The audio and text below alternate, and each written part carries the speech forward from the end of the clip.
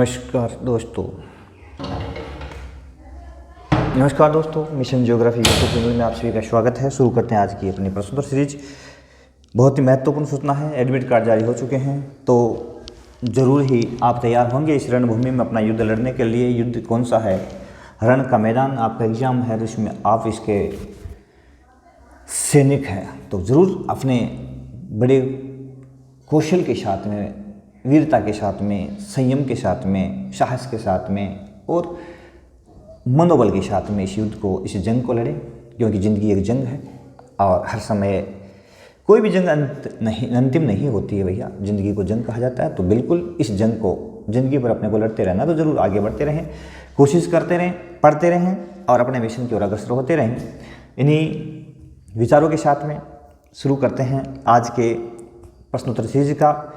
आज की प्रश्नोत्तर सीरीज का जो टॉपिक है वो है पर्यावरणीय समस्याएं व समाधान। बहुत ही महत्वपूर्ण सीरीज है आपके लिए, फर्स्ट ईयर और लेबर असिस्टेंट के लिए। तो आप अब तक आपने हमारे चैनल को यदि सब्सक्राइब नहीं किया तो प्लीज़ सब्सक्राइब कर लें, अधिक से अधिक लोगों तक शेयर करें, बेल आइकन दबा लें, ताकि हमारे मिशन का फ़ायदा प्रत्येक बच्चे तक पहुंच सके। आज का सीरीज का पहला प्रश्न है, ग्रीन हाउस प्रभाव एक प्रभाव है। तो ग्रीन हाउस एक प्रभाव है, किस प्रकार का है? तो यह क्या प्राकृतिक है, मानव निर्मित है, जैविक है या कोई नहीं? तो प्राकृतिक प्रभाव। ग्रीन हाउस क्या है? प्राकृतिक प्रभाव है। ग्रीन हाउस प्रभाव के लिए उत्तरदायी गैस कौन सी है? तो ग्रीन हाउस प्रभाव के लिए सर्वाधिक उत्तरदायी कौन सी है, सबसे अधिक उत्तरदायी गैस कौन सी है? तो इसमें कार्बन डाइऑक्साइड, ऑक्सीजन, नाइट्रोजन। तो कार्बन डाइऑक्साइड गैस कौन सी है? Carbon dioxide gas. Green house प्रभाव के लिए उत्तरदायी गैस कौन सी है निम्न में से? तो उसमें सर्वाधिक पूछा गया था, इसमें उत्तरदायी गैसेज पूछी गई है। तो कार्बन डाइऑक्साइड गैस है, CFCS क्लोरोफ्लोरोकार्बन है, कार्बन मोनोऑक्साइड है, ये सभी, बिल्कुल ये सभी गैसेज है ग्रीन हाउस के लिए, ये सभी गैसें उत्तरदायी है। कार्बन डाइऑक्साइड है, क्लोरोफ्लोरोकार्बन है, कार्बन मोनोऑक्साइड है, मीथेन है, ठीक है, सभी गैसें इसके लिए उत्तरदायी है। जलवाष्प है। क्लोरोफ्लोरोकार्बन गैस उत्पन्न होती है CFCS जिसको कहा जाता है, CFCS गैस जो है वो किससे उत्पन्न होती है? तो रेफ्रिजरेटर व एयर कंडीशनर से। कहाँ से होती है? रेफ्रिजरेटर व एयर कंडीशनर जो होते हैं, प्रशीतक जो होते हैं, वहाँ से निकलती है। हरितगृह प्रभाव के दुष्प्रभाव क्या क्या है? यानी हरितगृह प्रभाव हो जाता है तो दुष्प्रभाव इसके क्या क्या निकलते हैं? तो तापमान में वृद्धि होती है, वर्षा में वृद्धि होती है, समुद्र सतह में वृद्धि होती है, ये सभी ऑप्शन सही है। तापमान बढ़ेगा तो वर्षा अधिक होगी, वर्षा अधिक होगी तो पानी समुद्र में जाएगा, तो समुद्र का जल स्तर बढ़ जाएगा, ठीक है ना। अगला प्रश्न है, हरितगृह प्रभाव सर्वाधिक कार्बन डाइऑक्साइड गैस कहाँ से निकलती है? सर्वाधिक कार्बन डाइऑक्साइड गैस कहाँ से निकलती है? सर्वाधिक कार्बन डाइऑक्साइड गैस निकलती है तो कहाँ से? जीवाश्म ईंधन दहन से। लगभग 80% CO2 की मात्रा है वो जीवाश्म ईंधन दहन से निकलती है। 80%, कितनी? 80% के आसपास में यहाँ से निकलती है। विश्व में सर्वाधिक प्रदूषण फैलाने वाला देश कौन सा है? तो सबसे अधिक प्रदूषित वायुमंडल को करने वाला देश कौन सा है? चीन, भारत, अमेरिका, जापान। तो चाइना सबसे अधिक प्रदूषण फैलाता है और सबसे विकट पर्यावरणीय समस्याएं भी इसी के सामने नजर आ रही है। हालांकि चीन, भारत, ये अपना जो इलाका है ये काफ़ी अधिक सेंसिटिव है पर्यावरण के मामले में, क्योंकि यहाँ जनसंख्या दक्षिणी पूर्वी एशिया में अति जनसंख्या निवास करती है। इस कारण से वायुमंडल में ओजोन की सांद्रता कितनी ऊंचाई तक पाई जाती है? तो वायुमंडल में ओजोन गैस जो है इसकी सांद्रता कितनी है? 15 से 35 किलोमीटर तक सर्वाधिक ओजोन पाई जाती है, ठीक है, 15 से 35 किलोमीटर। ओजोन किस प्रकार हमारी रक्षा करती है? तो ओजोन गैस क्या करती है? O3 गैस का क्या काम है? पराबैंगनी किरणों को रोकती है। सूर्य से आने वाली जो पराबैंगनी किरणें हैं, अल्ट्रावायलेट रेडिएशन, उनको रोकती है। त्वचा आंख संबंधी बीमारियों से रक्षा करती है, क्योंकि यदि वो सीधी आती है तो हमारे शरीर पर कई तरह की बीमारियां होती है। यदि वो अल्ट्रावायलेट रेडिएशन सीधी आएगी तो पृथ्वी का तापमान बढ़ जाएगा, तो उससे कंट्रोल करती है। इसका मतलब सभी ऑप्शन सही है, सभी बिंदु सही है इसके अंदर। ओजोन गैस के निम्नीकरण के लिए उत्तरदायी गैस कौन सी है? तो ओजोन गैस किसके कारण निम्नीकृत हो रही है? तो इसमें सबसे जो महत्वपूर्ण गैस है क्लोरीन, फ्लोरीन, मिथाइल क्लोरोफॉर्म, ये सभी। तो सबसे निम्नीकरण के लिए यदि उत्तरदायी माने तो ये सभी गैसेज है। ओजोन गैस के निम्नीकरण के लिए सभी गैसेज उत्तरदायी है। क्लोरीन, फ्लोरीन, मिथाइल क्लोरोफॉर्म क्या करता है? क्लोरीन गैस के साथ जब ओजोन की क्रिया होती है तो ओजोन टूट जाती है, ओजोन टूट जाती है, ऑक्सीजन अलग हो जाती है और ओजोन के जो परमाणु है वो अणु जो है ओजोन का वो 3 परमाणु में टूट जाता है। ठीक है, इसलिए क्लोरीन, फ्लोरीन, मिथाइल और क्लोरोफॉर्म गैसेज जो है सभी ओजोन गैस के निम्नीकरण के लिए उत्तरदायी है। ओजोन गैस के निम्नीकरण से होने वाले दुष्प्रभाव होंगे। ओजोन गैस यदि नहीं रहेगी तो ओजोन होल जिसको कहा जाता है, सबसे बड़ा होल जो है अंटार्कटिका पर देखा गया है, यानी वहाँ जो ओजोन की रिक्तता है बहुत ज़्यादा देखने को मिली है। तो इससे क्या होगा? त्वचा संबंधी रोग हो जाएंगे हमारे, कैंसर की बीमारियाँ बढ़ जाएगी, आँखों में मोतियाबिंद बढ़ जाएगा। तो ये सभी ऑप्शन सही है। सभी प्रकार की बीमारियाँ ओजोन गैस के निम्नीकरण से हो सकती है। तो मानव मात्र के लिए बड़ी नुकसानदायक ये हो सकती है। अंतर्राष्ट्रीय ओजोन दिवस कब मनाया जाता है? अंतर्राष्ट्रीय ओजोन दिवस मनाया जाता है क्योंकि ओजोन की रिक्तता को देखते हुए पृथ्वी के ऊपर ओजोन के कम होने से जो दुष्प्रभाव है उनसे बचाने के लिए 16 सितंबर को ओजोन दिवस के रूप में उसको मनाने का फैसला किया गया था। स्टॉकहोम सम्मेलन कब हुआ? स्टॉकहोम सम्मेलन कब हुआ? तो ये स्वीडन में हुआ था। स्टॉकहोम सम्मेलन 5 जून 1972 को, और ये 5 जून है, उसी दिन से 5 जून को अंतर्राष्ट्रीय पर्यावरण दिवस मनाया जाता है। अंतर्राष्ट्रीय पर्यावरण दिवस, ठीक है, 5 जून को तब से मनाया जा रहा है स्टॉकहोम सम्मेलन के बाद से, 1972 के बाद से, 1972 के बाद से। स्टॉकहोम किस देश की राजधानी है? तो ये स्वीडन की राजधानी, स्वीडन में है ये प्रमुख शहर, यहाँ की राजधानी है। कोकोयोग किस देश में अवस्थित है? कोकोयोग सम्मेलन हुआ है, कोकोयोग जलवायु के संदर्भ में सम्मेलन है, तो ये मेक्सिको में, मेक्सिको उत्तर अमेरिका जो है उसके यहाँ जो मेक्सिको खाड़ी, यहाँ पे मेक्सिको देश है, तो यहाँ कोकोयोग है। ठीक है, तो मेक्सिको में कोकोयोग अवस्थित है। प्रथम विश्व जलवायु सम्मेलन कहाँ हुआ था? तो पहला जलवायु सम्मेलन पूछा है, अब कन्फ्यूज मत हो जाना। एक तो हुआ था पहला पृथ्वी सम्मेलन, बार बार पूछते हैं, रियो डी जेनेरियो में 1992 में हुआ था, लेकिन ये पहला जलवायु सम्मेलन पूछा है तब जेनेवा में हुआ था, स्विट्जरलैंड के अंदर। ठीक है ना, स्विट्जरलैंड की राजधानी जो है वहाँ पे हुआ था। प्रथम जलवायु सम्मेलन कब हुआ था? तो 1979 में हो गया था। कब हो गया था? 1979 में। 80, 81, 90 नहीं है, ऑप्शन कौन सा सही? 1979।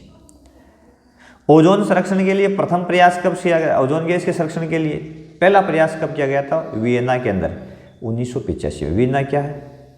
ऑस्ट्रिया की राजधानी है, ऑस्ट्रिया यूरोपीय राष्ट्र है, ऑस्ट्रिया की राजधानी है। ठीक है ना, ऑस्ट्रिया की राजधानी है वियना, और 1985 में ये वियना में हुआ था सबसे पहले। मॉन्ट्रियल समझौता का संबंध किसी से है? मॉन्ट्रियल समझौता, तो मॉन्ट्रियल समझौता, मॉन्ट्रियल शहर प्रमुख जो है वो कनाडा में है, ओजोन संरक्षण से है। मॉन्ट्रियल किसके लिए हुआ है? ओजोन संरक्षण के लिए। मॉन्ट्रियल समझौता कब हुआ? 1987 में। कब हुआ? 1987 में। टोरंटो वर्ल्ड कॉन्फ्रेंस का संबंध है, तो टोरंटो वर्ल्ड कॉन्फ्रेंस कब हुई थी? उसका संबंध किससे है? तो टोरंटो का संबंध है हरित गृह प्रभाव के नियंत्रण से। किससे है? हरित गृह प्रभाव के नियंत्रण से। ग्रीन हाउस इफेक्ट जो है उसको कम करने के लिए टोरंटो वर्ल्ड कॉन्फ्रेंस का आयोजन किया गया था। टोरंटो नामक स्थान पर कहाँ स्थित है? कनाडा में। कहाँ पे है? कनाडा में।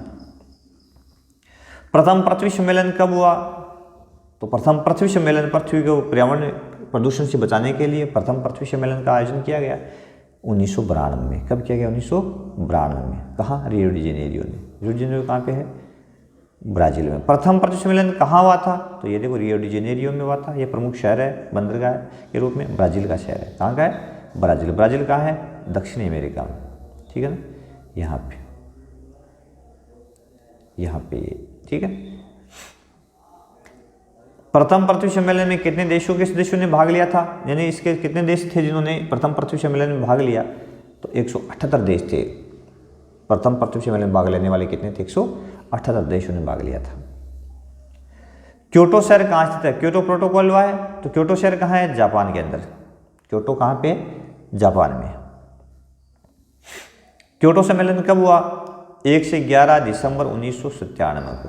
कब हुआ है? 1 से 11 दिसंबर 1997 को हुआ है, ठीक है ना, जापान के अंदर।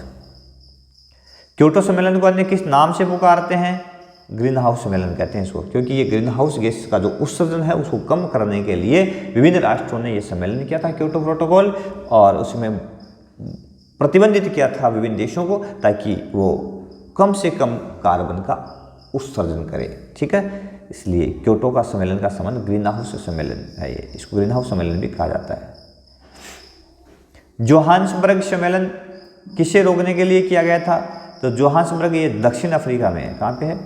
दक्षिण अफ्रीका का प्रमुख शहर है जोहान्सबर्ग। तो यहाँ पे ग्लोबल वार्मिंग यानी भूमंडलीय उष्मन जो हो रहा है, ग्लोबल वार्मिंग जो है, उस ग्लोबल वार्मिंग से पृथ्वी को बचाने के लिए जोहान्सबर्ग में यह सम्मेलन है, उसका आयोजन किया गया था। जोहान्सबर्ग किस देश में है? तो बात कर ली दक्षिण अफ्रीका में। किस में? दक्षिण अफ्रीका में। नासा दुआ शहर किस देश में स्थित है? नासा दुआ की बात आती है तो इंडोनेशिया में। कहाँ पे है? इंडोनेशिया में नासा दुआ।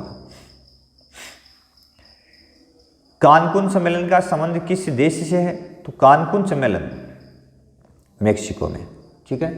कानकुन का संबंध किस देश से है? मेक्सिको से। Nagoya protocol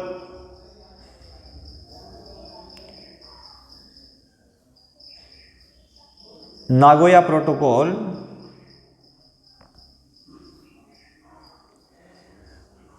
one second Nagoya protocol का संबंध किससे है? तो नागोया प्रोटोकॉल जैव विविधता और सतत विकास से। जैव विविधता संरक्षण व सतत विकास, यानी हम विकास करते रहे, सस्टेनेबल डेवलपमेंट जिसको कहा जाता है, हम विकास करते रहें लेकिन प्रकृति को खतरा नहीं हो। सतत विकास कहते हैं प्रकृति को ध्यान में रखते हुए विकास करना, ठीक है। और जैव विविधता जो बायोडाइवर्सिटी है इस पृथ्वी पर, वो पृथ्वी पर बैलेंस का प्रमुख कारण है, ठीक है। तो उसको देखते हुए जैव विविधता और सतत विकास को बनाए रखने के लिए नागोया प्रोटोकॉल का आयोजन जापान में किया गया था। नागोया शहर कहाँ है, किस देश में है? तो ये जापान का प्रमुख शहर है नागोया। कानकुन सम्मेलन कब हुआ था? कानकुन सम्मेलन तो ये 2010 में हुआ है। कहाँ पे हुआ है? 2010 में। दोहा सम्मेलन कब हुआ है? 2012 में। दोहा सम्मेलन का आयोजन 2012 में किया गया है। संयुक्त राष्ट्र हरित गृह कोष का गठन कब किया गया? संयुक्त राष्ट्र हरित गृह कोष तो इसका 18 नवंबर 2012 में। कब किया गया? 18 नवंबर 2012 में संयुक्त राष्ट्र हरित गृह कोष की स्थापना कर दी गई। विश्व पृथ्वी 2016 का मुख्य उद्देश्य, विश्व पृथ्वी सम्मेलन 2016 जो हुआ था उसका मुख्य उद्देश्य क्या रखा गया था? तो वृक्षारोपण अधिक से अधिक करना। वृक्ष को केंद्र बिंदु में रखा गया था। अधिक से अधिक पेड़ पौधे लगाएंगे तो हम प्रकृति को बचा के रख पाएंगे, इसलिए वृक्ष इसका प्रमुख एक प्रकार से कहें ध्येय था, लक्ष्य था, वृक्षारोपण अधिक से अधिक किया जाए। विश्व जनसंख्या दिवस मनाया जाता है 11 जुलाई को। कब मनाया जाता है? 11 जुलाई को विश्व जनसंख्या दिवस मनाया जाता है। और भारतीय वन्य जीव संस्थान स्थित है देहरादून। कहाँ पे है? देहरादून में भारतीय वन्य जीव संस्थान स्थित है, ठीक है। अब देखो एक हरित गृह प्रभाव, ग्रीन हाउस इफेक्ट है क्या? थोड़ा सा हरित गृह प्रभाव देखना। ये सूर्य है, इससे रोशनी आ रही है, ठीक है। ये धरातल है, ठीक है। यहाँ पेड़ पौधे, भवन, ये सब कुछ है। अब क्या होता है कि यहाँ से विभिन्न तरह की गैसें निकलती है और ये गैसें में CO2, CFCS, मीथेन, ठीक है ना, मीथेन, ये गैसें, मीथेन है, कार्बन मोनोऑक्साइड, नाइट्रोजन डाइऑक्साइड। तो ये जो गैसेज है ये क्या करती है? सूर्य से आने वाली किरणों को तो आने देती है पृथ्वी पर, सूर्य की रेडिएशन जो आ रही है वो तो उसको आने देती है। जब ये रेडिएशन टकरा करके वापस जाती है उसको यहीं रोक लेती है।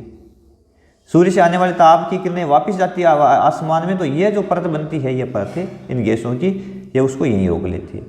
जब ये परत इसको यहीं रोक लेती है तो यहाँ का जो पृथ्वी के ये वाला वातावरण है, यहाँ का तापमान बढ़ जाता है, यहाँ का तापमान बढ़ जाता है, ठीक है। और तापमान बढ़ जाता है, इसी को अपन बोलते हैं हरित गृह प्रभाव। क्या बोलते हैं इसको? हरित गृह प्रभाव, ग्रीन हाउस इफेक्ट, ठीक है ना। तो हरित गृह प्रभाव यही है। और इस ग्रीन हाउस इफेक्ट के इस तापमान बढ़ने को ही अपन बोलते हैं भूमंडलीय ऊष्मन। क्या बोलते हैं? भूमंडलीय ऊष्मन या पृथ्वी का तापन, समझिए, ये इसी को बोला जाता है। तो ये विभिन्न प्रकार की प्रदूषणकारी गैसेज है जो वायुमंडल में छोड़ दी जाती है, उनकी एक लेयर बनने से वो सौर विकिरण को तो आने देती है और पार्थिव विकिरण को आने नहीं देती है। ऐसा भी आ सकता है सौर विकिरण, इनको लघु तरंग देर बोलते हैं, लघु तरंग, ठीक है। और जो पृथ्वी से टकराकर वापस लौटती है ये तरंगे, इनको दीर्घ तरंग बोलते हैं। तो ऐसा भी आ सकता है कि ये दीर्घ तरंगों को वायुमंडल में परावर्तित होने से रोकती है, तो भी बिल्कुल सही है कि पार्थिव विकिरण, उसको दीर्घ तरंग बोलते हैं या पार्थिव विकिरण भी बोलते हैं, समझ गए। तो यह है अपना ग्रीन हाउस प्रभाव, यानी पर्यावरणीय समस्याएं और उनको नियंत्रित करने के प्रमुख उपाय। तो कुल इस लेसन से लगभग 20-25 पहले डाल दिए गए हैं, 40 अब डाल दिए गए हैं, इतने प्रश्न इस पार्ट से बनते हैं। तो ज़रूर आपका बहुत बड़ा फायदा आपको इस लेसन से, इस प्रश्नोत्तर सीरीज से हो सकता है। तो आप ज़रूर पढ़ें, एक भी ऑप्शन आपको इसमें बाय मिस्टेक नहीं मिलेगा।